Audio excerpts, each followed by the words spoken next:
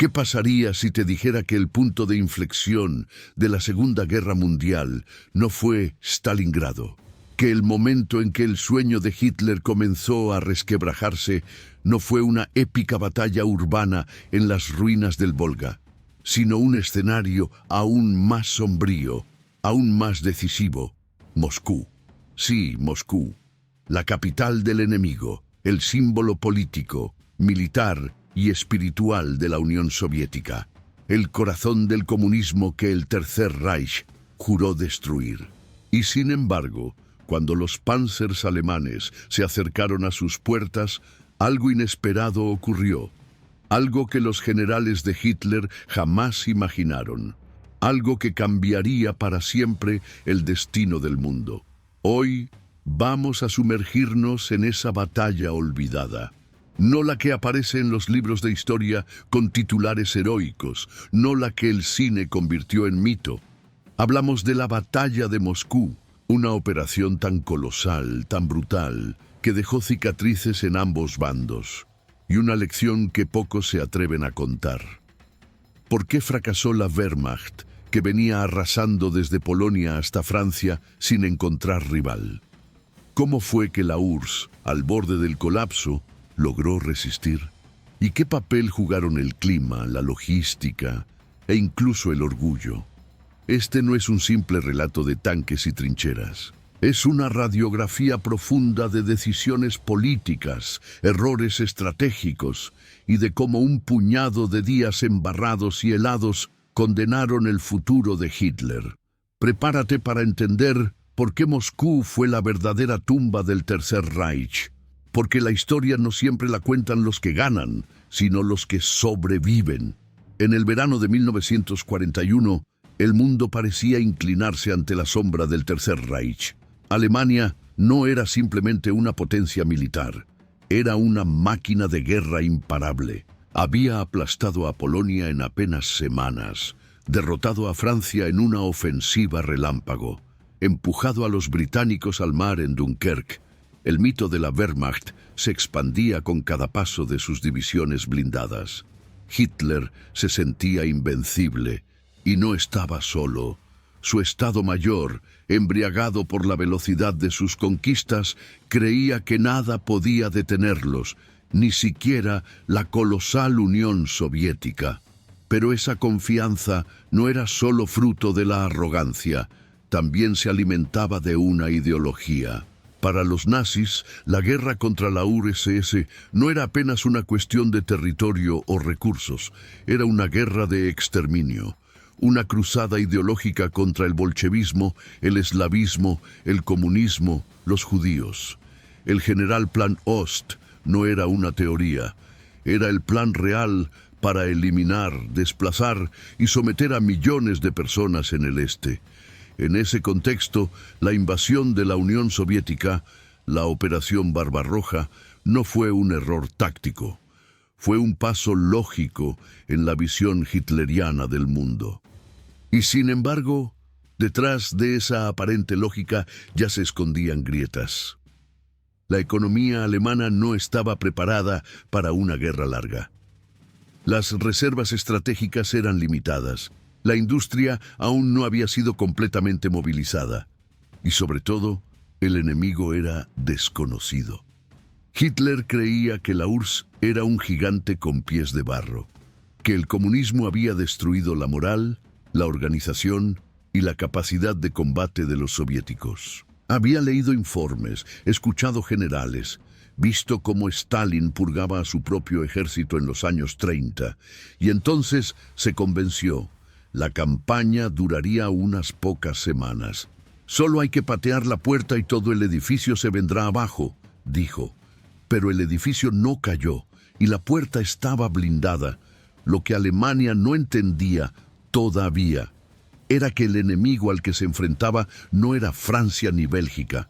Era una civilización armada hasta los dientes, endurecida por el hambre, el terror y la guerra. Una nación capaz de sacrificar millones sin pestañear. y mientras la Wehrmacht se preparaba para una ofensiva fulminante, Stalin ya movía sus fichas para una guerra de desgaste. Una tormenta se acercaba y Berlín no lo sabía. Mientras Hitler contaba los días para la victoria, Stalin se enfrentaba a la posibilidad de la aniquilación. El ataque del 22 de junio de 1941 tomó por sorpresa a millones de soviéticos, pero no al Kremlin. Sí, Stalin había recibido informes de una posible invasión. Sí, ignoró muchas advertencias, pero cuando la Wehrmacht cruzó la frontera, no hubo parálisis, hubo cálculo. En cuestión de horas se activaron planes de evacuación. Se movilizaron unidades de reserva. Las fábricas comenzaron a desmontarse para ser trasladadas más allá de los Urales. La lógica del dictador era clara. Perder territorio no significaba perder la guerra. Podían retroceder. Podían dejar que el enemigo se adentrara en la estepa, pero no podían permitir que el Estado soviético colapsara. El objetivo alemán era simple: destruir al ejército rojo antes de que pudiera reagruparse, romper sus líneas, aislar sus ciudades, aniquilar a sus hombres. Pero eso implicaba un error fatal. Subestimaron la capacidad de regeneración soviética. Apenas 6 meses después del inicio de Barbarroja, cuando Moscú ya parecía perdida, la Unión Soviética había levantado un nuevo ejército desde las cenizas. Stalin, despiadado pero eficiente, ordenó la movilización de todo lo movilizable. Al terminar 1941, el Ejército Rojo contaba con 285 divisiones de infantería, una cifra colosal, inimaginable para cualquier Estado occidental. Y eso, después de haber perdido millones de hombres en los primeros meses. ¿Cómo era posible semejante proeza? La respuesta está en el sistema soviético. Totalitario, sí, brutal, sin duda, pero también capaz de tomar decisiones impopulares sin resistencia interna. El régimen de Stalin podía forzar la evacuación de ciudades enteras, trasladar industrias bajo bombardeo, reclutar adolescentes y ancianos sin titubeos. El Estado lo controlaba todo, y en tiempos de guerra, eso significaba velocidad absoluta. Así, mientras la Wehrmacht se extendía cada vez más al este, creyendo que la victoria era cuestión de semanas, una nueva Unión Soviética ya estaba naciendo detrás del frente. Una nación dispuesta a resistir hasta el último cartucho. Y si Moscú debía caer, entonces se lucharía en los Urales, en Siberia, en Vladivostok. Porque para Stalin, la URSS no tenía derecho a morir, y él, su líder absoluto, se encargaría de que eso no ocurriera. Durante el avance hacia el este en 1941, el alto mando alemán comenzó a experimentar un desgaste interno que no procedía del frente, sino de las tensiones entre la cúpula militar y el propio Adolf Hitler. A pesar de los éxitos iniciales de la Operación Barbarroja, las decisiones estratégicas se vieron cada vez más influenciadas por criterios políticos e ideológicos, lo que provocó choques frecuentes entre los comandantes de campaña y la dirección del régimen. El ejército alemán estaba dividido entre el OKH, Oberkommando des Heeres, responsable de las operaciones en el frente oriental, y el OKW, Oberkommando der Wehrmacht, que respondía directamente a Hitler y se superponía en autoridad sin una delimitación clara. Esta dualidad organizativa generó contradicciones operativas y retrasos en la toma de decisiones, especialmente en momentos críticos de la campaña. Una de las discusiones más serias tuvo lugar en torno al objetivo estratégico central: si concentrar el esfuerzo hacia Moscú o si desviar fuerzas hacia Kiev y los campos petrolíferos del Cáucaso. Generales como Heinz Guderian sostenían que la prioridad debía ser Moscú, ya que representaba el centro político, logístico y simbólico del enemigo. Sin embargo, Hitler optó por dividir los ejércitos y orientar parte del esfuerzo hacia el sur, bajo el argumento de que era urgente asegurar el grano ucraniano y el petróleo rumano ante un posible desgaste prolongado. Esta interferencia directa no fue excepcional. A medida que avanzaba la campaña, Hitler empezó a emitir órdenes específicas que contradecían las evaluaciones tácticas del Estado Mayor, generando fricciones con comandantes experimentados en el terreno. Muchos de ellos comenzaron a manifestar en privado su frustración ante la creciente centralización del poder militar en la figura del Führer, que no tenía formación profesional como oficial, pero intervenía con autoridad absoluta. La falta de autonomía operacional afectó la capacidad de reacción ante los cambios en el frente. Las decisiones se ralentizaron, los planes se modificaban de manera arbitraria y las divisiones blindadas, que necesitaban actuar con velocidad y coordinación, fueron utilizadas en tareas de ocupación y apoyo que diluyeron su eficacia.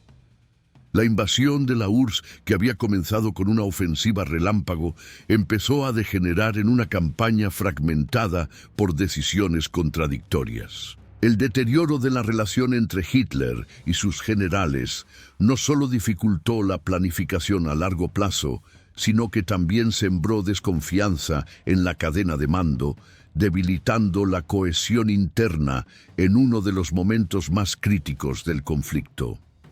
A finales de 1940, la guerra en Europa parecía estar bajo control alemán.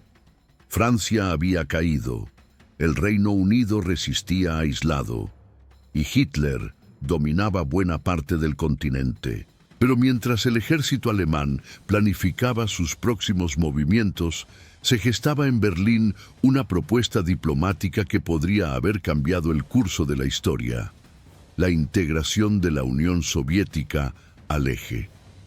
El ministro de Asuntos Exteriores nazi, Joachim von Ribbentrop, fue el encargado de recibir en Berlín a Vyacheslav Molotov, su homólogo soviético. La visita, celebrada en noviembre, tenía como trasfondo una maniobra estratégica del Tercer Reich: formalizar una alianza a 4 bandas entre Alemania, Italia, Japón y la URSS. Para Hitler era la jugada maestra que consolidaría un orden mundial liderado por potencias autoritarias. La propuesta incluía un nuevo reparto de esferas de influencia. Alemania se adjudicaría Europa Occidental y Central. Italia se centraría en África del Norte.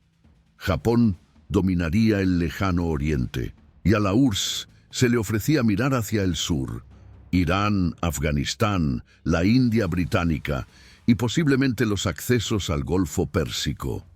En teoría, una ampliación de su poder sin necesidad de enfrentamiento militar. Pero el detalle que rompía el equilibrio estaba en el Mediterráneo.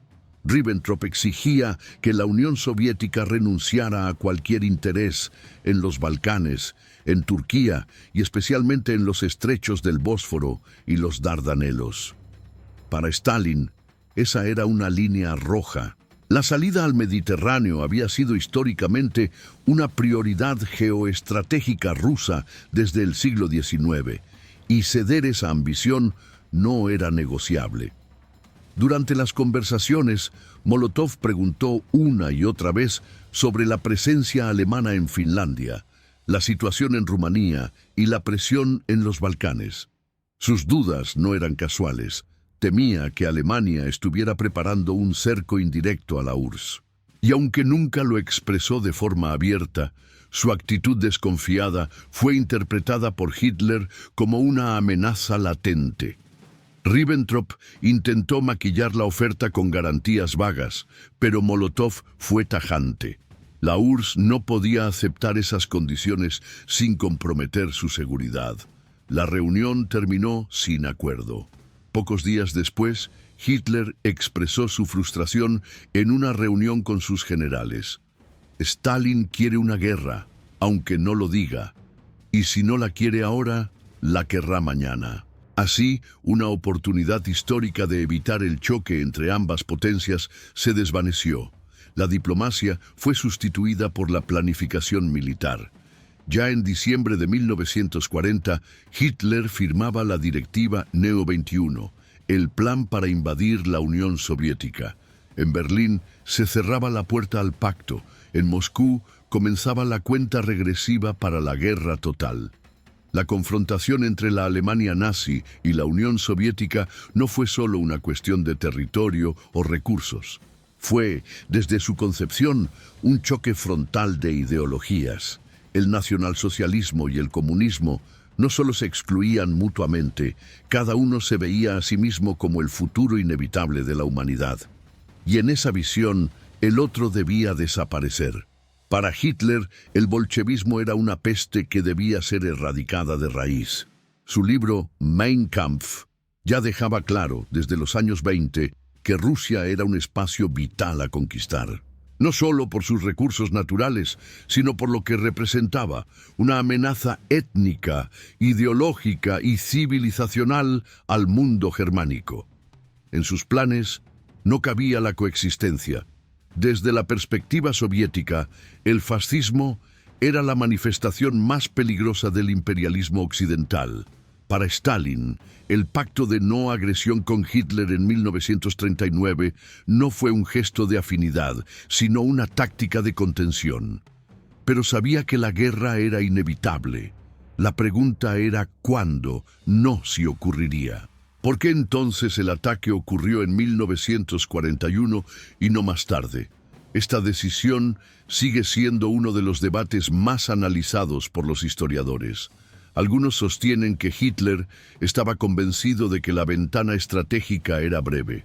Con el Reino Unido aún en pie, no podía permitirse un frente oriental poderoso en el futuro. Otros argumentan que subestimó profundamente la capacidad soviética de resistencia, creyendo que bastaría con un golpe relámpago para derrumbar al régimen. También pesaba el factor japonés. Berlín esperaba que Tokio atacara la URSS desde el este, obligando a Stalin a dividir sus fuerzas. Pero Japón, centrado en su expansión por el Pacífico, evitó ese movimiento. Fue un error de cálculo estratégico que dejaría a Alemania sola en el frente oriental. La combinación de ideología, errores de percepción y una geopolítica mal entendida precipitó el desastre.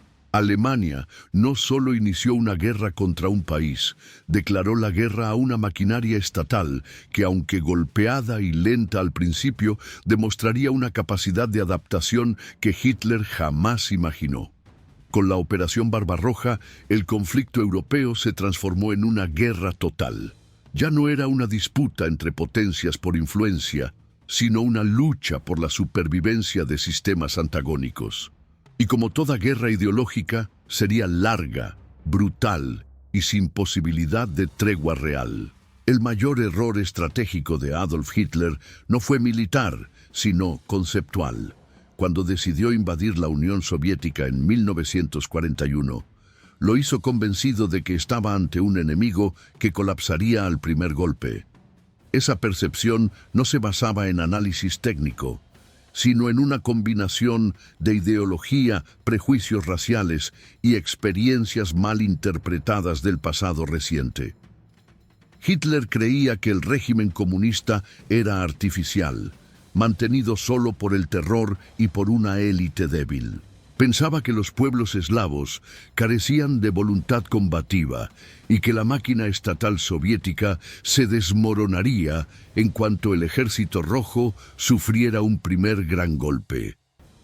Subestimó profundamente el nacionalismo ruso, el control férreo del Partido Comunista y, sobre todo, la capacidad del régimen estalinista de sacrificarlo todo por la victoria.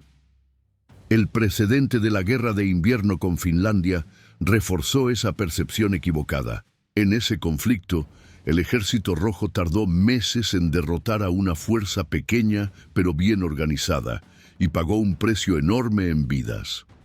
Los observadores alemanes, incluyendo oficiales de alto rango, interpretaron eso como una señal de debilidad estructural.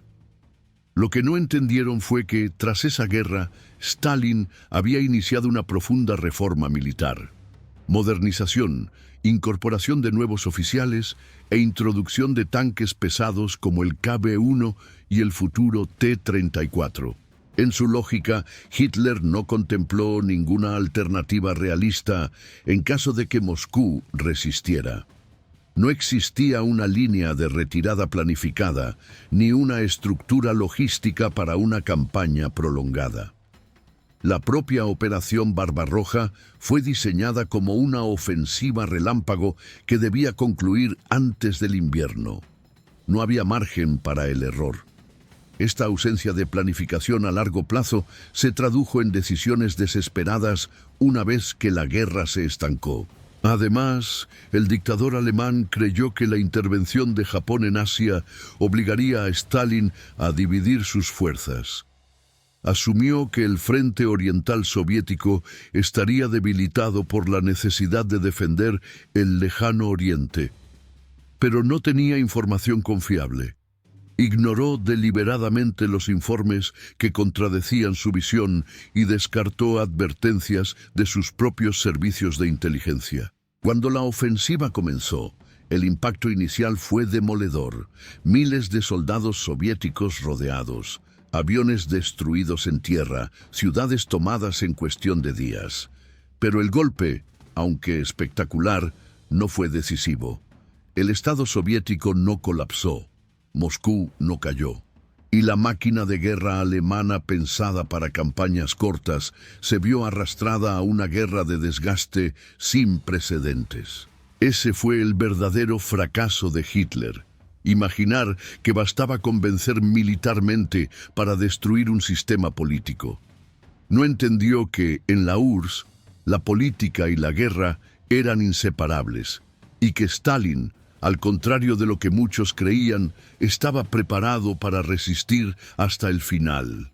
Uno de los pilares del fracaso alemán en el frente oriental fue la profunda desinformación que afectaba al Estado Mayor. La Wehrmacht inició la Operación Barbarroja con una imagen completamente distorsionada del enemigo soviético, producto de errores sistemáticos de inteligencia y una arrogancia ideológica que nublaba cualquier análisis racional. La inteligencia militar alemana, liderada por la Abwehr, había estimado que la Unión Soviética podía movilizar aproximadamente 200 divisiones. Esta cifra parecía abrumadora, pero manejable. Sin embargo, al finalizar 1941, los soviéticos habían desplegado más de 400 divisiones y seguían generando nuevas formaciones con un ritmo que los alemanes no lograban comprender. Esta discrepancia no era simplemente un fallo técnico, era un error estratégico de proporciones catastróficas. Otro punto crítico fue la falta de preparación respecto a la infraestructura soviética. La diferencia en el ancho de vía ferroviaria, la vitola rusa, obligaba a los alemanes a cambiar tramos completos de vía para poder utilizar sus trenes. Esto ralentizaba el suministro, aumentaba la dependencia del transporte por carretera y generaba cuellos de botella en la logística de todo el frente. Con miles de vehículos de modelos distintos, alemanes, franceses capturados, italianos, la Wehrmacht carecía de una red de mantenimiento eficiente. La falta de uniformidad, combinada con la escasez de combustible, empezó a paralizar divisiones enteras. Los mapas disponibles también estaban obsoletos. Muchas unidades alemanas avanzaban utilizando cartografía civil de entreguerras o mapas incompletos de zonas clave, como los bosques de Bielorrusia o los valles del Volga. Esto provocaba sorpresas constantes. Pueblos mal ubicados, caminos intransitables, ausencia de puentes o pasos seguros para vehículos pesados. La subestimación de la capacidad industrial soviética fue igualmente letal. Nadie en el alto mando alemán previó que Stalin lograría evacuar más de 1.500 fábricas hacia el este, más allá de los Urales, y mantener operativa toda la maquinaria bélica.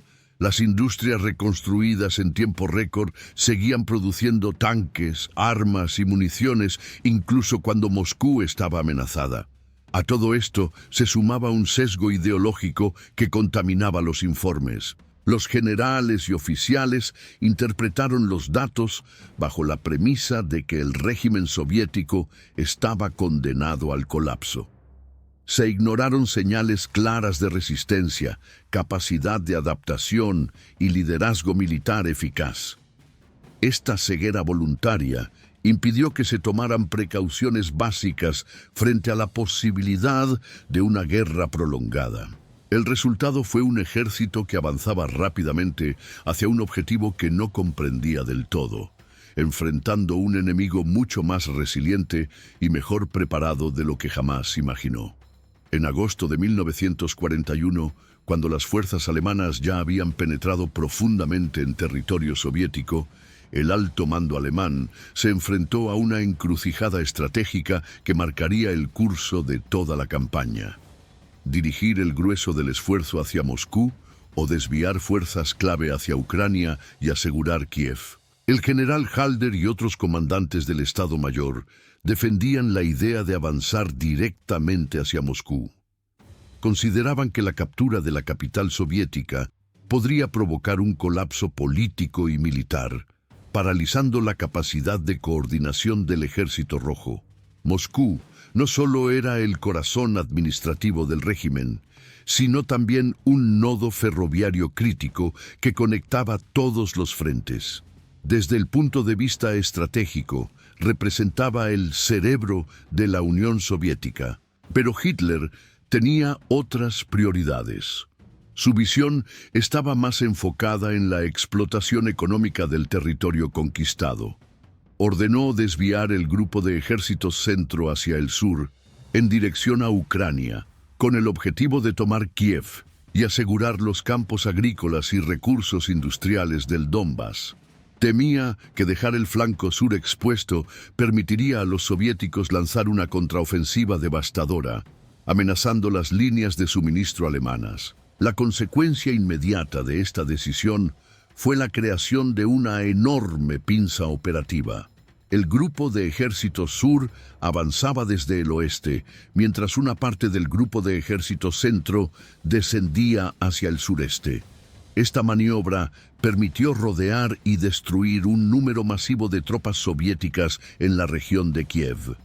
Se capturaron más de 600.000 soldados y se infligió una de las mayores derrotas de la historia militar soviética. Militarmente fue una victoria descomunal, pero estratégicamente resultó ser un desvío costoso. La operación retrasó en al menos un mes la ofensiva hacia Moscú.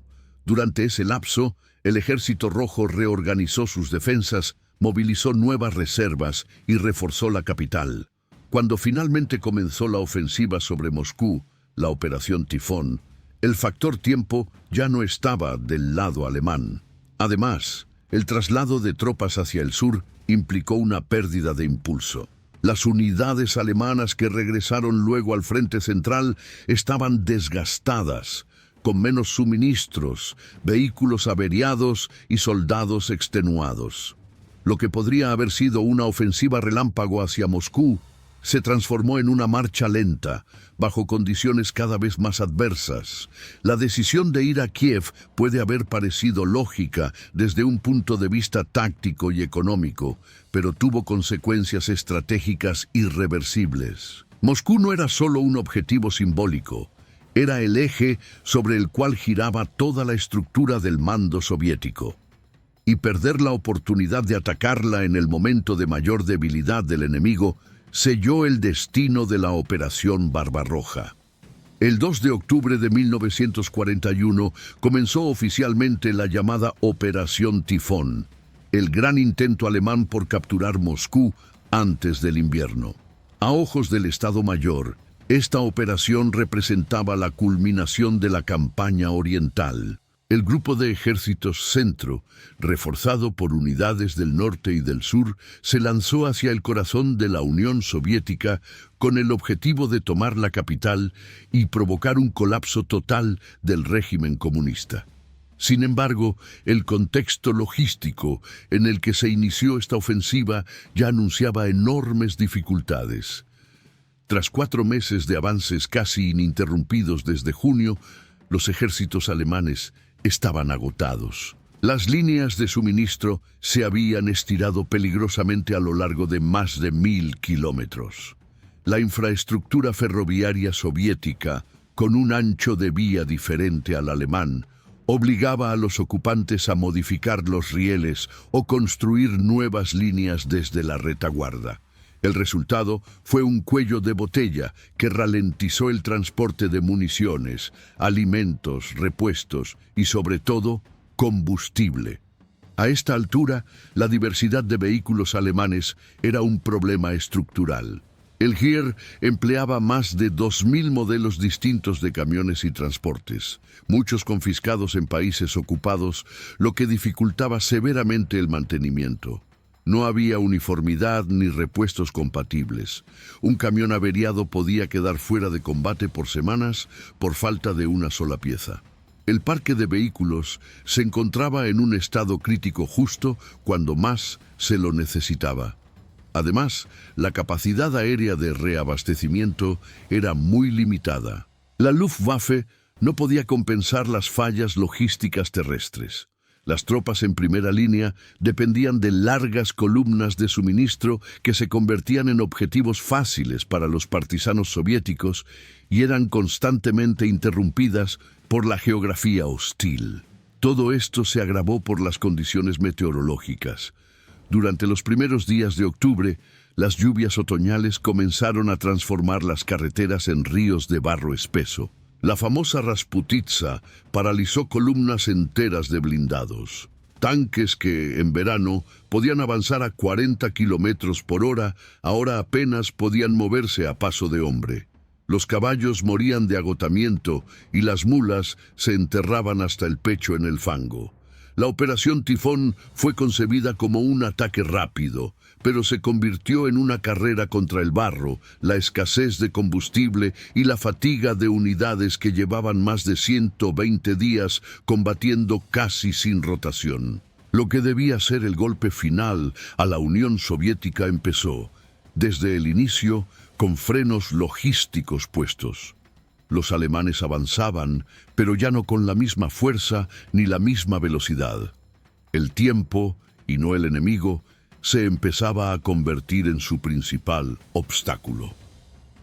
Mientras el frente militar avanzaba hacia Moscú, en la retaguardia alemana se cometía uno de los errores estratégicos más graves de toda la campaña oriental: el trato dado a las poblaciones ocupadas. Desde el inicio de la Operación Barbarroja, vastas regiones de Ucrania, Bielorrusia, los países bálticos y partes del oeste de Rusia quedaron bajo control alemán. Muchos habitantes de estas zonas, especialmente en Ucrania, inicialmente recibieron a los invasores como posibles libertadores del régimen comunista de Stalin. Pero esa ventana de oportunidad se cerró rápidamente. La ideología nazi no permitía una política de ocupación pragmática. Para Hitler y sus altos mandos, las tierras del este estaban destinadas a ser colonizadas por alemanes, y sus poblaciones eran vistas como inferiores o incluso prescindibles. En lugar de fomentar colaboraciones locales contra el enemigo común, el régimen soviético, los alemanes impusieron un régimen brutal de castigos colectivos, deportaciones masivas, ejecuciones sumarias y explotación extrema. La Wehrmacht, aunque inicialmente intentó mantener cierta disciplina, terminó plegándose a los comandos de las SS y del aparato político nazi, que impusieron políticas de terror, requisas forzadas de alimentos y trabajo esclavo. La población civil, esperanzada con una posible liberación, pronto se dio cuenta de que había pasado de una dictadura brutal a otra quizás aún más despiadada. Uno de los resultados directos de este error fue la creación de una resistencia organizada tras las líneas alemanas. Los partisanos soviéticos ganaron fuerza, armamento y apoyo popular. Puentes eran volados, trenes descarrilados, convoyes emboscados. La retaguardia se convirtió en un frente de batalla continuo que exigía tropas de ocupación que Alemania no podía dispensar. Además, El error político dificultó profundamente cualquier posibilidad de desmembrar la Unión Soviética. Pueblos que podrían haber buscado independencia o autonomía frente a Moscú, ante la brutalidad nazi, prefirieron resistir bajo la bandera soviética. La guerra pasó a ser vista como una lucha existencial, no solo para el régimen de Stalin, sino para la supervivencia nacional. Desde el punto de vista estratégico, esa falla minó el esfuerzo de guerra alemán en dos frentes. Privó al Tercer Reich de potenciales aliados en el este europeo y creó una segunda frente interna, caótica y creciente. En lugar de debilitar al enemigo a través de la división, la ocupación fortaleció la unidad soviética mediante el odio común al invasor. Uno de los aspectos más sorprendentes y menos reconocidos de la batalla de Moscú fue la capacidad del Estado soviético para reorganizarse y levantar nuevas fuerzas a una velocidad asombrosa. Entre agosto y noviembre de 1941, en pleno colapso del frente occidental, el Ejército Rojo logró formar y desplegar al menos 148 divisiones nuevas.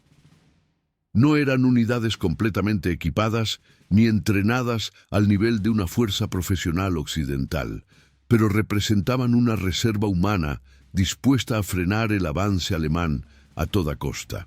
Este ritmo de movilización no fue producto del caos, sino resultado de una estructura estatal adaptada para la guerra total. La maquinaria soviética, incluso bajo ataque, demostró una capacidad de reacción sistémica. Las fábricas fueron trasladadas a miles de kilómetros al este, hacia los Urales, Siberia e incluso Asia Central, en una operación logística sin precedentes. En pocos meses, cientos de plantas industriales volvieron a funcionar en nuevos lugares, lejos del alcance de la Luftwaffe. Paralelamente, el sistema de reclutamiento soviético mostró una impresionante resistencia. Ciudadanos de todas las repúblicas, muchas veces mal armados y con escasas horas de entrenamiento, eran enviados al frente. La supervivencia de la capital justificaba ese costo humano.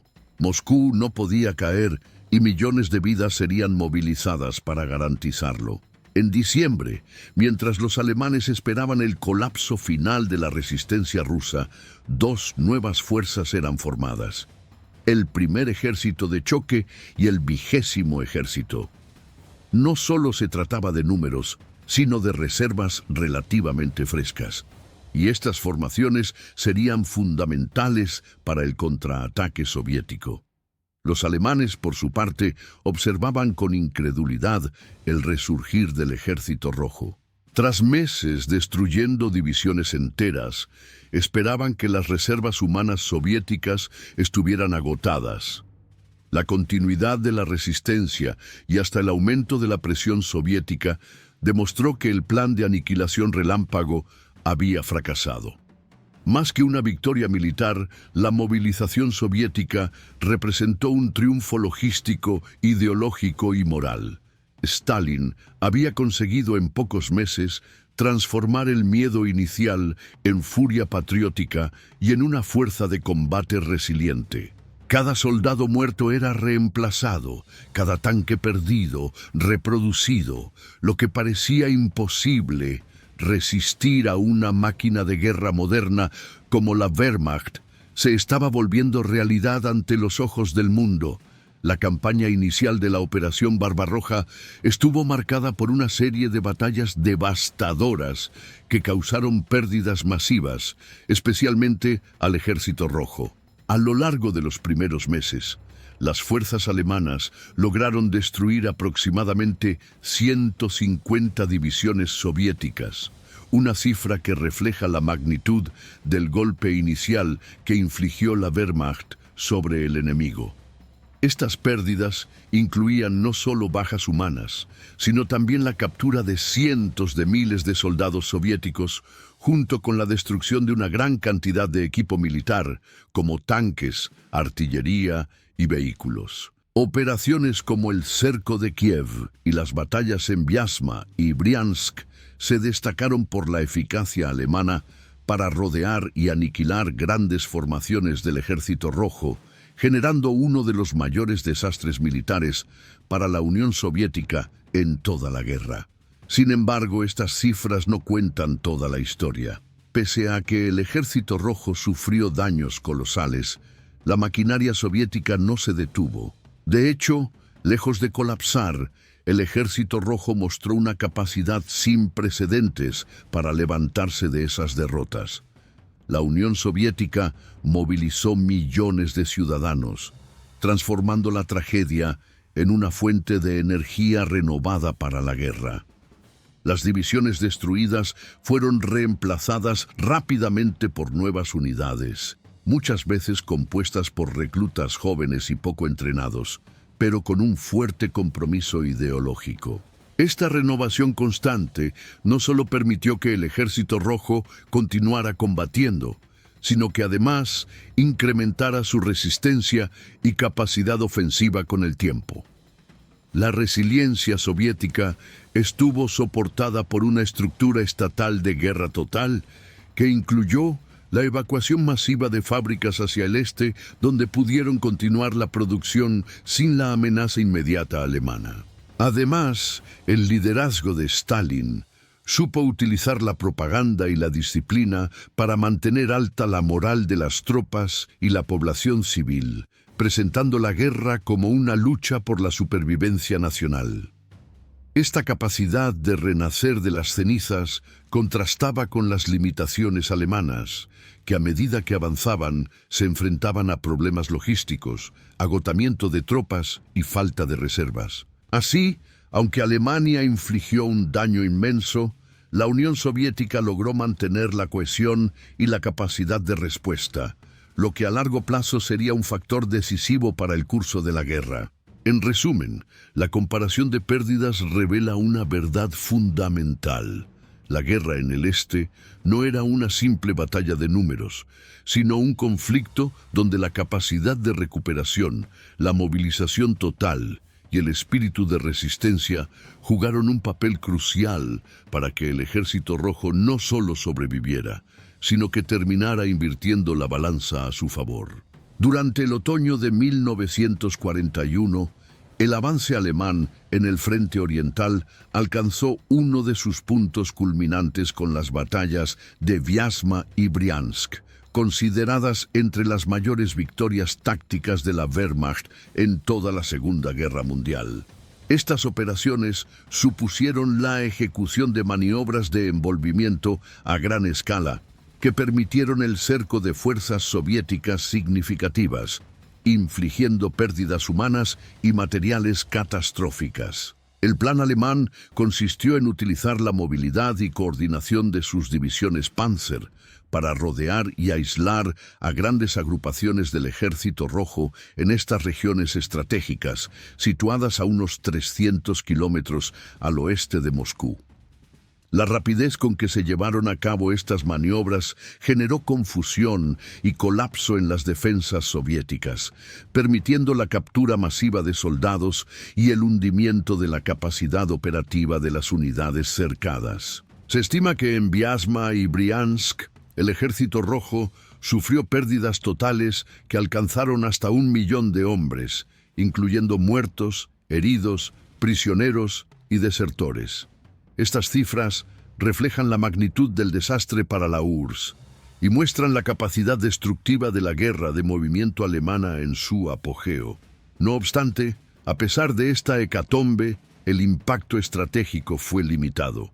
La maquinaria soviética mostró una capacidad notable para recuperarse, reorganizando rápidamente unidades dispersas y reabasteciendo el frente con nuevas formaciones, lo que evitó que estas derrotas se tradujeran en un colapso definitivo del frente ruso. Además, estas operaciones aumentaron la extensión de las líneas de suministro alemanas, lo que, junto con el desgaste progresivo de sus fuerzas, comenzó a plantear serios desafíos logísticos. El terreno ruso, la llegada del invierno y la resistencia creciente dificultaron la consolidación de estas victorias tácticas. En suma, Vyazma y Briansk son ejemplos claros de cómo, en la guerra, la destrucción de fuerzas enemigas no garantiza automáticamente el éxito estratégico. La resiliencia, la capacidad de adaptación y la profundidad del territorio soviético jugaron un papel fundamental para que estas derrotas se convirtieran en simples retrasos en la defensa de Moscú. A medida que avanzaba el otoño de 1941, la campaña alemana en la Unión Soviética enfrentó un enemigo inesperado y formidable: el clima. La estación conocida como Rasputitsa, que en ruso significa tiempo de mal camino, se manifestó con lluvias torrenciales que transformaron las ya precarias rutas rurales en un mar de barro imposible de transitar. Este fenómeno meteorológico tiene un impacto devastador en regiones donde la infraestructura vial es escasa o inexistente. Durante semanas, las carreteras sin pavimentar se convirtieron en auténticos lodazales que atraparon miles de vehículos alemanes, desde camiones de suministros hasta tanques pesados. El avance mecanizado, clave para la estrategia relámpago de la Wehrmacht, se vio gravemente afectado.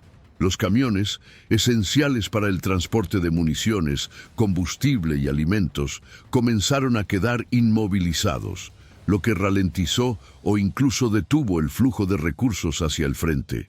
Sin estos suministros, las unidades de combate perdieron movilidad y capacidad ofensiva. Los tanques, aunque diseñados para terrenos difíciles, se hundían en el barro y se volvían objetivos fáciles para la infantería y la artillería soviéticas. Además, el barro afectó gravemente la moral y la salud de los soldados. La combinación de humedad, frío y falta de descanso provocó enfermedades y agotamiento físico generalizado. Muchos hombres luchaban no solo contra el enemigo, sino contra el desgaste natural de las condiciones extremas. El terreno embarrado también permitió que los partisanos soviéticos incrementaran sus ataques en la retaguardia alemana. Estos grupos guerrilleros destruyeron puentes, emboscaron convoyes y sabotearon vías de comunicación, exacerbando las dificultades logísticas de la Wehrmacht. La Rasputitsa obligó a los mandos alemanes a modificar sus planes. La Operación Tifón, diseñada para un avance rápido y decisivo hacia Moscú antes de la llegada del invierno, perdió fuerza y velocidad. El barro actuó como un freno natural, ralentizando el ritmo de la ofensiva y dando tiempo a los soviéticos para reorganizarse y fortalecer sus defensas. En resumen, la Rasputitsa no fue solo un fenómeno meteorológico, fue un factor estratégico que impactó directamente en el curso de la campaña. Al dificultar el movimiento y el abastecimiento de las tropas alemanas, esta temporada de lluvias contribuyó de manera significativa a la ralentización del avance y, en última instancia, al fracaso de la ofensiva hacia Moscú. Uno de los errores estratégicos fundamentales que cometió el alto mando alemán fue su total subestimación del liderazgo y la capacidad de resistencia de Stalin y del Estado soviético. Circulaba una leyenda falsa y muy extendida de que Stalin habría desaparecido o huido durante los primeros días de la invasión alemana. Sin embargo, la realidad fue muy distinta. Stalin permaneció firme y activo desde el primer momento, liderando personalmente la resistencia contra el avance alemán. Contrario a lo que se pensaba, Stalin no solo no desapareció, sino que estuvo al pie del cañón desde el día 22 de junio de 1941, fecha en que comenzó la Operación Barbarroja. Su aparición pública el 3 de julio, en un mensaje radial, desmintió completamente cualquier rumor sobre su supuesta huida o ausencia. En ese discurso se dirigió a la población soviética convocándola a la defensa de la Unión Soviética, mostrando un liderazgo decidido y firme. Este liderazgo fue clave para que la resistencia soviética no se desmoronara. Stalin no solo coordinó la movilización masiva de tropas, con la formación de cientos de nuevas divisiones a lo largo de los meses siguientes, sino que también supervisó la reorganización del aparato industrial, trasladando fábricas enteras hacia el este, lejos del alcance de la Luftwaffe. Aunque el Estado soviético enfrentaba enormes dificultades, incluida la escasez de oficiales formados y la rápida improvisación de nuevos mandos, la disciplina y la moral fueron mantenidas en gran parte gracias al liderazgo político. La población, pese a estar sometida a una dictadura rígida, respondió con un patriotismo muy fuerte, sobre todo tras la llamada de Stalin a la guerra patriótica. La brutalidad de la invasión alemana unió a la población en torno a la defensa de la madre patria. El error alemán no solo fue subestimar a Stalin personalmente, sino también la capacidad del Estado soviético para resistir y contraatacar.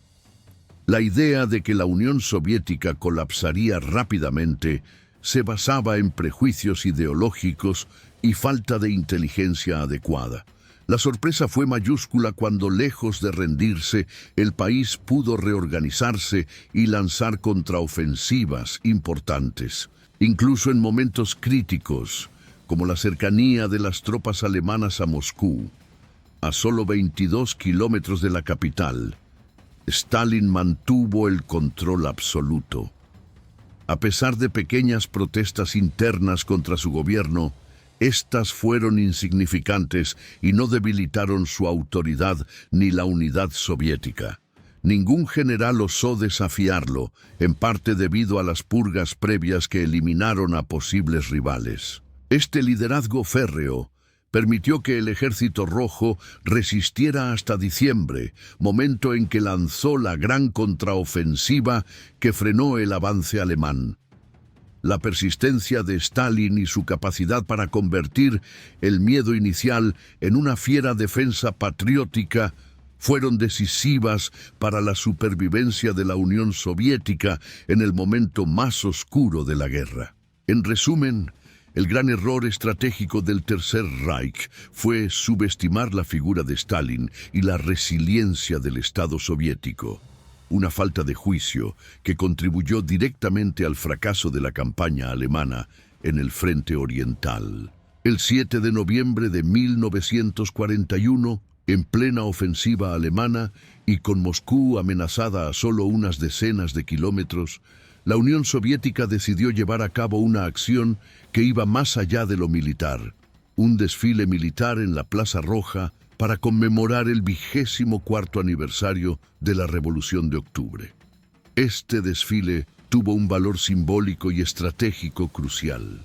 En medio de un invierno que se acercaba y de una guerra devastadora, la celebración fue un acto consciente de desafío.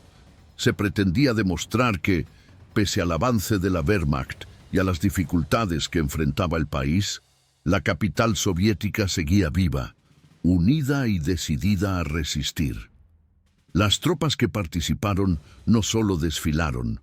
Tras cruzar la Plaza Roja, marcharon directamente hacia las posiciones de combate, enfrentándose inmediatamente a las fuerzas invasoras. Este hecho no solo elevó la moral de los soldados y civiles, sino que envió un mensaje contundente a los aliados y a los enemigos. Moscú no se rendiría. La presencia de Stalin en el desfile fue cuidadosamente planificada para mostrar un liderazgo firme y cercano a su pueblo. Contrario a las falsedades propagadas por la inteligencia alemana, que creía que el dictador soviético había desaparecido, Stalin estaba visible, inquebrantable y comprometido con la defensa nacional. Desde el punto de vista propagandístico, el desfile fue utilizado intensamente para reforzar la idea de un pueblo unido en torno a su gobierno y a la causa comunista. Las imágenes y relatos del evento se difundieron ampliamente, elevando la moral y fortaleciendo la resistencia civil y militar. Además, el desfile tuvo una función práctica. Las tropas movilizadas para la ceremonia aumentaron la capacidad defensiva inmediata del Ejército Rojo, que enfrentaba a un enemigo agotado pero aún peligroso. La movilización de estas fuerzas frescas fue fundamental para la preparación del contraataque que se iniciaría semanas después. Históricamente, este desfile se recuerda no solo como un acto de celebración, sino como un símbolo de resiliencia y voluntad de supervivencia. Fue un punto de inflexión emocional para la Unión Soviética y un recordatorio para el mundo de que la batalla por Moscú era también una batalla por la esperanza. La combinación de valores simbólicos, propagandísticos y militares hicieron de este desfile un evento que trascendió la guerra y quedó grabado como una muestra máxima de resistencia en tiempos de crisis. Durante el otoño de 1941, en medio de la Operación Barbarroja y el avance hacia Moscú, Adolf Hitler cometió un error crucial en su comunicación pública que tuvo consecuencias significativas tanto para la moral interna en Alemania como para la percepción global del conflicto. Convencido del éxito rápido y definitivo de su campaña, Hitler pronunció discursos y mensajes en los que anticipaba con seguridad la victoria inminente sobre la Unión Soviética. Este optimismo público se basaba en las impresionantes ganancias territoriales y en las enormes bajas infligidas al Ejército Rojo. Sin embargo, estas realidades superficiales ocultaban problemas estructurales profundos que el Führer y su aparato propagandístico preferían ignorar. Al anunciar prematuramente la caída de Moscú y la derrota soviética, Hitler estableció expectativas imposibles de cumplir en el corto plazo. Joseph Goebbels, ministro de propaganda y uno de los principales responsables de moldear la narrativa pública, se encontró atrapado en una contradicción peligrosa. Debía sostener un relato triunfalista para mantener la confianza de la población y las tropas, pero los reportes desde el frente hablaban de un avance frenado, desgaste logístico y resistencia creciente por parte del enemigo. Este desfase entre la propaganda oficial y la realidad tangible tuvo un efecto erosivo en la moral alemana. La población, acostumbrada a la información controlada, comenzó a percibir que algo no cuadraba. Los soldados en primera línea, por su parte, experimentaban un desgaste físico y psicológico que contrastaba con las promesas de una victoria rápida y decisiva. Además, la proclamación prematura de éxito influyó negativamente en la planificación y ejecución militar. Confiados en un desenlace rápido, los mandos alemanes no fortalecieron adecuadamente las líneas de suministro ni prepararon las fuerzas para un conflicto prolongado en condiciones extremas, como el invierno ruso que se acercaba rápidamente. La falta de flexibilidad estratégica, sumada a la sobreconfianza expresada en discursos públicos, retrasó la adaptación a las nuevas circunstancias y contribuyó a la paralización de la ofensiva. Los errores de comunicación se convirtieron en un síntoma del exceso de confianza y la subestimación del adversario, aspectos que finalmente pasarían factura al Tercer Reich. En definitiva, el error de comunicación de Hitler no fue solo un fallo propagandístico, sino una manifestación de una visión errónea y simplista de la guerra que no supo anticipar la complejidad ni la duración del conflicto con la Unión Soviética. Este fallo impactó tanto en la percepción pública como en la realidad operativa, acelerando el desgaste y contribuyendo al fracaso de la campaña. Las divisiones siberianas han sido protagonistas de numerosas narrativas sobre la defensa de Moscú, pero su papel real en la batalla es mucho más complejo y matizado que la leyenda popular. Estas unidades, compuestas por soldados entrenados en las duras condiciones del extremo oriente soviético, llegaron al frente occidental en un momento crucial, pero no fueron la única ni la principal razón para la resistencia soviética. Antes de la llegada de las divisiones siberianas, el Ejército Rojo ya estaba reorganizando sus defensas, formando nuevas unidades y reforzando posiciones críticas. La movilización masiva y el relevo constante de tropas agotadas habían creado una línea defensiva mucho más sólida que la inicial. Las divisiones siberianas llegaron como refuerzo importante, pero en un momento en que la defensa ya estaba tomando forma. Estas divisiones eran especialmente valoradas por su experiencia en combates en condiciones de frío extremo y terrenos difíciles, lo que las hacía ideales para operar en el duro invierno ruso y en las regiones boscosas alrededor de Moscú.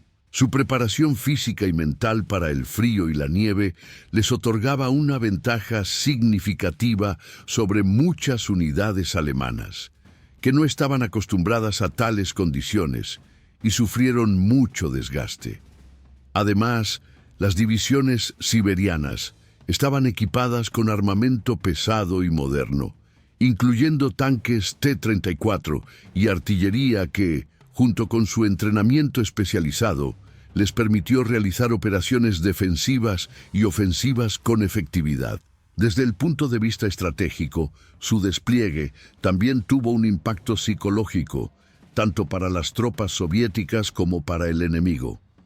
Para los alemanes, la llegada de tropas frescas y bien preparadas fue una sorpresa, ya que inicialmente no se esperaba que el Kremlin pudiera mover fuerzas desde el lejano este tan rápidamente, especialmente porque Japón, aliado de Alemania, no había atacado la Unión Soviética por el este, permitiendo esa transferencia. Sin embargo, no hay que exagerar su importancia. La resistencia contra el avance alemán fue un esfuerzo conjunto de todo el Ejército Rojo, con múltiples factores en juego, como el clima, la logística, la moral y la dirección política bajo Stalin. Las divisiones siberianas consolidaron la defensa, aportando un valor esencial en momentos críticos, pero no fueron el único pilar de la victoria. En definitiva, las divisiones siberianas representan un símbolo poderoso de la resistencia soviética, pero su impacto debe entenderse en el contexto más amplio de una guerra total, donde la suma de muchos elementos permitió detener y finalmente revertir la ofensiva alemana. Uno de los factores clave y menos visibles que influyó decisivamente en la defensa soviética durante la batalla de Moscú fue la labor de inteligencia realizada por Richard Sorge, un espía alemán que trabajaba para la Unión Soviética en Japón. La información que proporcionó permitió a Stalin tomar decisiones estratégicas fundamentales que marcaron la diferencia en el curso de la guerra. Sorge logró infiltrar con éxito las altas esferas del gobierno japonés y la embajada alemana en Tokio, lo que le permitió acceder a planes militares y políticos cruciales. Su labor de recopilación de inteligencia se extendió durante varios años, pero fue en 1941 cuando sus informes alcanzaron máxima relevancia. Gracias a sus fuentes confiables, Sorge informó a Moscú que Japón no tenía intención de atacar a la Unión Soviética en el corto plazo, a pesar de su alianza con Alemania y la presión de los sectores más agresivos del gobierno japonés. Esta información permitió a Stalin tomar la crucial decisión de retirar tropas desde el extremo oriente y Siberia para reforzar la defensa alrededor de Moscú. Sin la confirmación de Sorge, Stalin habría estado obligado a mantener una parte significativa de sus fuerzas en la frontera oriental para prevenir un ataque japonés, debilitando así la capacidad de defensa en el frente occidental. La transferencia de estas tropas siberianas y orientales fue un factor determinante para sostener la resistencia contra la ofensiva alemana. La inteligencia proporcionada por Sorge también permitió al Estado Mayor soviético planificar con mayor precisión y seguridad sus movimientos, evitando distracciones y riesgos innecesarios en el flanco oriental. Este enfoque concentrado en la defensa de Moscú fue fundamental para evitar un colapso total. El trabajo de Sorge estuvo rodeado de gran riesgo, y aunque fue finalmente capturado y ejecutado por los japoneses en 1944, su contribución al esfuerzo soviético fue invaluable. Su valentía y astucia en el espionaje se tradujeron en un impacto tangible en el curso de la guerra. Entonces, en resumen, la inteligencia de Richard Sorge fue un factor estratégico invisible, pero crucial, que permitió a la Unión Soviética redistribuir sus fuerzas y fortalecer la defensa en momentos críticos. Su trabajo demuestra cómo la guerra no solo se gana en el campo de batalla, sino también en las sombras del espionaje y la inteligencia. El fracaso de la Operación Barbarroja y en especial la imposibilidad de capturar Moscú en 1941 no pueden atribuirse simplemente a la superioridad numérica soviética o al clima adverso. Las causas reales y profundas son mucho más complejas y están relacionadas con errores estratégicos, logísticos y políticos que minaron el esfuerzo alemán desde sus raíces. En primer lugar, la planificación alemana estuvo basada en una subestimación grave del adversario. El alto mando del Tercer Reich partió de la premisa de que la Unión Soviética colapsaría rápidamente ante la invasión, debido a supuestas debilidades políticas y militares. Esta visión errónea llevó a una preparación insuficiente para un conflicto prolongado, sin planes alternativos en caso de resistencia prolongada. Otro factor crucial fue la dispersión de objetivos. Hitler insistió en ataques simultáneos hacia varios puntos estratégicos: Moscú, Leningrado, Ucrania, lo que dispersó recursos y debilitó la concentración de fuerzas en un solo objetivo decisivo. Esta decisión política interfería con la lógica militar de mantener un esfuerzo concentrado y rápido. La logística, como vimos en el bloque anterior, fue otro talón de Aquiles. La falta de estandarización de vehículos, la insuficiente infraestructura para el abastecimiento y la incapacidad de adaptarse a las condiciones del terreno ruso y al invierno agravaron la situación, limitando la movilidad y la capacidad ofensiva de las tropas. Asimismo, el error político en la ocupación y el trato brutal a la población civil en las zonas conquistadas generaron resistencia interna, dificultando la consolidación territorial y consumiendo recursos valiosos para combatir a los partisanos y mantener el orden. Finalmente, la resiliencia del Estado soviético, su capacidad de movilización y el liderazgo de Stalin transformaron lo que se esperaba fuera un colapso rápido en una resistencia implacable. El Ejército Rojo, a pesar de sus pérdidas, renació y adaptó sus tácticas, preparando no solo la defensa, sino también la contraofensiva que marcaría un punto de inflexión. En síntesis, el fracaso alemán fue el resultado de una combinación de factores: subestimación del enemigo, errores políticos, deficiencias logísticas y una fuerte capacidad de resistencia soviética. No fue la falta de poder militar la que derrotó a Alemania, sino el conjunto de fallas estratégicas y políticas que socavaron su campaña.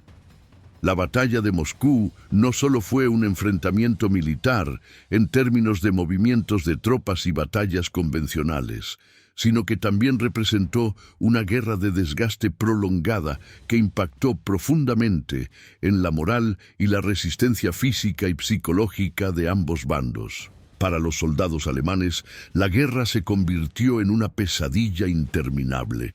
Las órdenes de Hitler y el alto mando exigían combates continuos, sin descanso ni tregua, en un territorio vasto y hostil. La presión por mantener el avance y alcanzar objetivos estratégicos sin dar pie atrás generaba un estrés constante, exacerbado por las duras condiciones climáticas, la escasez de suministros y la creciente resistencia soviética. Los combates prolongados y la imposibilidad de lograr una victoria rápida hicieron que muchos soldados alemanes experimentaran agotamiento extremo, desmoralización y, en algunos casos, un sentido de fatalismo ante la dureza del conflicto. La frase soviética de que los soldados tenían que ser muertos 2 veces refleja la tenacidad y la ferocidad con la que los defensores combatían, forzando a los invasores a enfrentarse a una resistencia implacable y reiterada.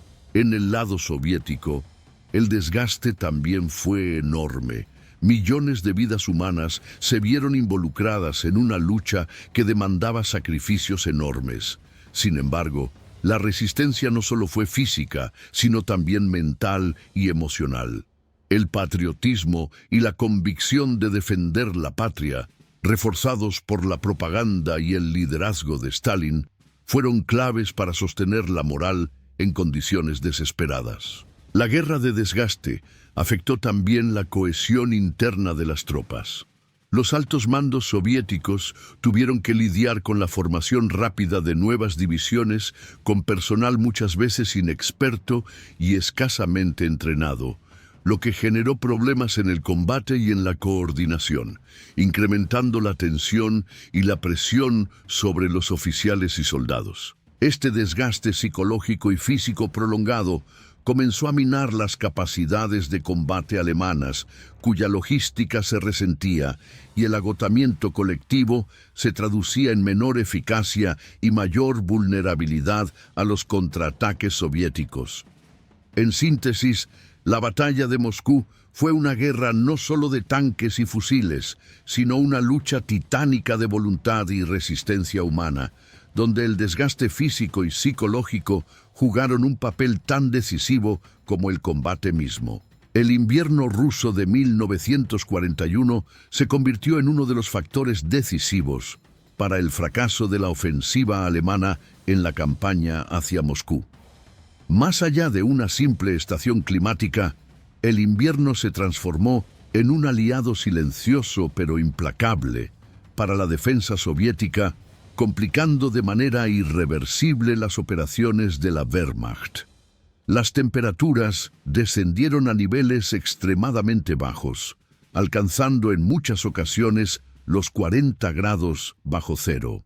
Estas condiciones causaron estragos en hombres y maquinaria. Los soldados alemanes, poco preparados para un invierno tan riguroso, sufrieron congelamientos, hipotermias y enfermedades respiratorias, lo que mermó severamente su capacidad combativa.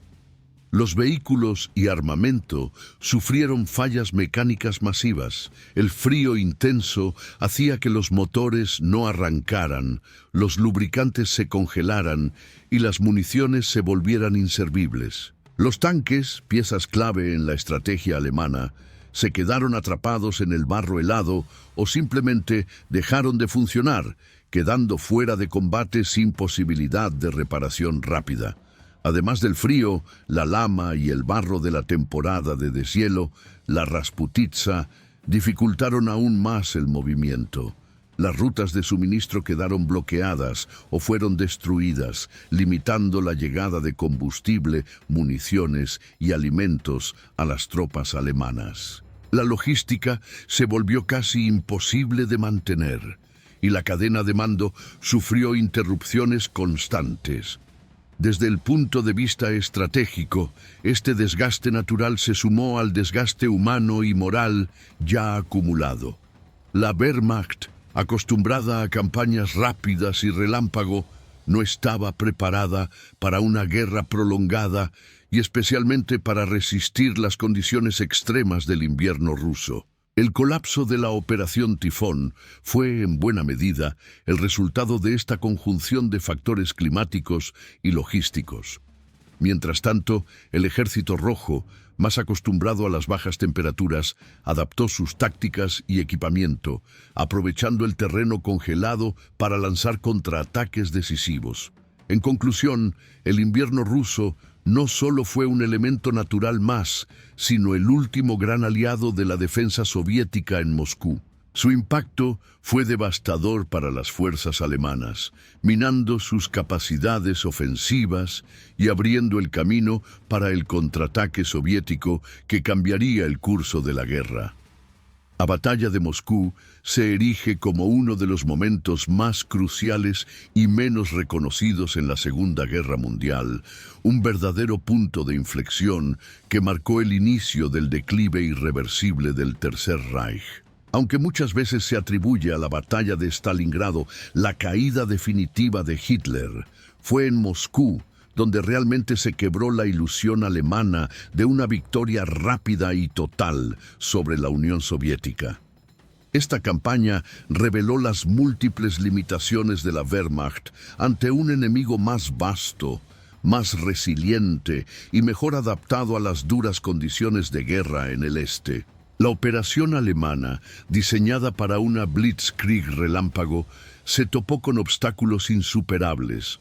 Un terreno inmenso que agotó sus recursos, un clima implacable que paralizó sus avances y una logística insuficiente que comprometió su capacidad operativa. El liderazgo de Stalin, la movilización total del pueblo soviético y la férrea voluntad de resistir transformaron lo que parecía una derrota segura en un símbolo de esperanza y determinación. La defensa de Moscú no fue solo una cuestión militar, sino un acto de supervivencia nacional, un choque titánico donde cada soldado, cada civil, se convirtió en parte de una causa mayor.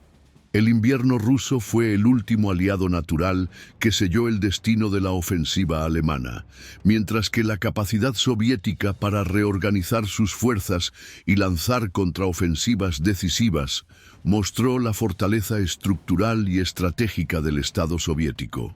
Esta derrota significó un cambio de paradigma en la guerra. La idea de una blitzkrieg imparable fue destruida y la guerra de desgaste se impuso como la nueva realidad. Moscú se convirtió en el símbolo de la resistencia soviética y en la piedra angular sobre la cual se construiría la posterior expulsión del ejército nazi. Finalmente, la batalla de Moscú invita a reflexionar sobre la complejidad y multidimensionalidad de los conflictos bélicos. No es solo la fuerza militar o la tecnología la que determina el resultado, sino una combinación de factores humanos, políticos, logísticos y ambientales. La voluntad colectiva, la adaptación estratégica y la resiliencia son elementos que pueden cambiar el curso de la historia. En este sentido, Moscú no fue simplemente una batalla, sino un punto de inflexión histórico que cambió el destino de la Segunda Guerra Mundial y, en consecuencia, el mapa político y geopolítico del mundo en la segunda mitad del siglo XX.